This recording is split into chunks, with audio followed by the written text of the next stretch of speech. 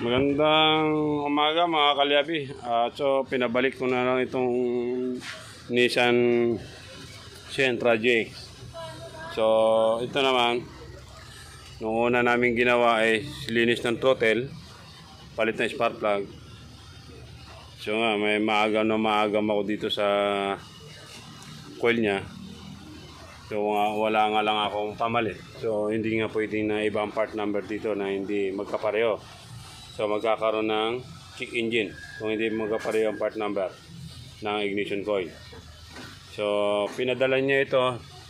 Saan nga sir yung pinadala niyo sa kanito kay Jed?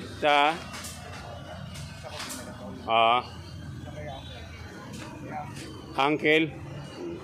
So pinagawa niya ito.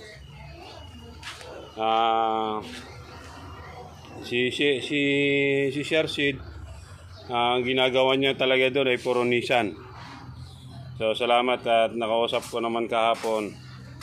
So naging ako ng advice dito sa map niya. So chinik ko rin naman yung wirings, yung connection. So okay naman siya. So last na chinik up ay pinalitan nila ito ng fuel pump sa ibang technician. So bumalik ulit sa akin. Wala naman magiging problema doon. Nung una kasi okay naman yung fuel pump. Bakit niya pinalitan yung fuel pump? So ang daming pinalitan na dito. So ang sabi nung pang-apat na technician na mekaniko, sabi papalitan daw ito. Daw galing daw sa Shopee mag-order. So sabi ko wrong diagnose. So yung pinaka-last na option ko ay puna ng combustion test, yung compression. So ayan na nga po, nakita nga natin. So kaya pala may time na mapino siya at timing, mayroong time na nagkakaroon ng vibration ng makina. So yung RPM niya nagda-drop 800 to 500 minsan. Normal siya kahit naka-aircon or mag-shift ka ng cambio sa matic. So ito po, nakuna na namin ito kahapon ng combustion test is 150, 175, 125, 125. Itong pang-apat na piston, so umabot ng 70 PSI. So bagsak po ito.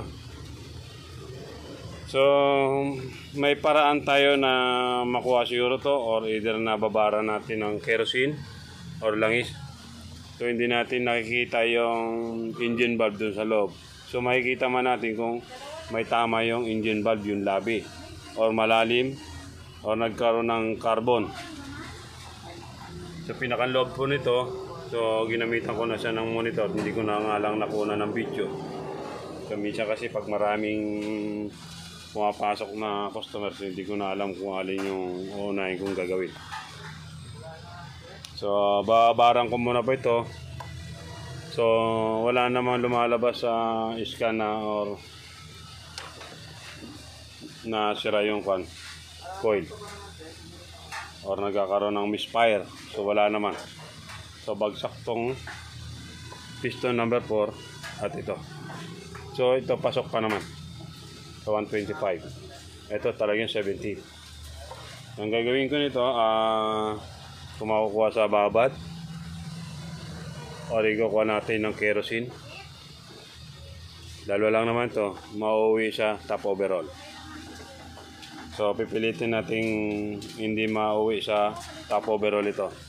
Nissan Sentra GX.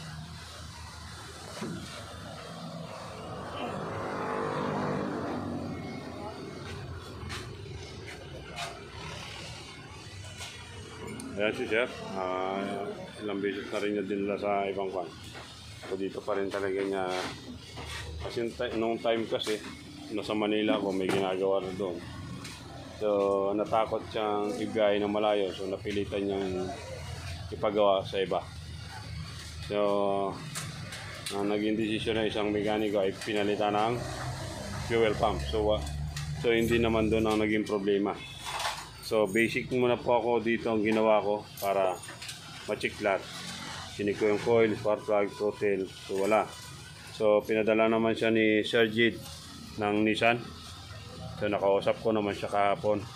So yung pinadala naman niyang map sensor, okay naman po.